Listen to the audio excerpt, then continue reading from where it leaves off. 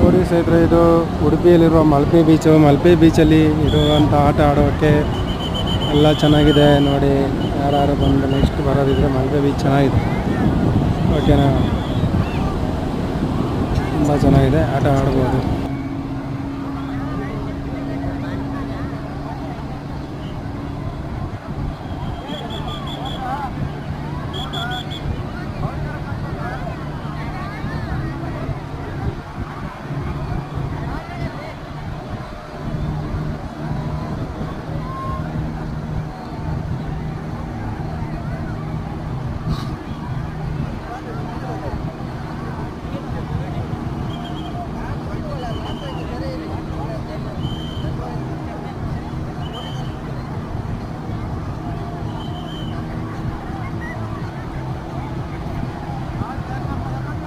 ಸ್ನೇಹಿತರೆ, ಇದು ಮಲ್ಪೆ ಬೀಚ್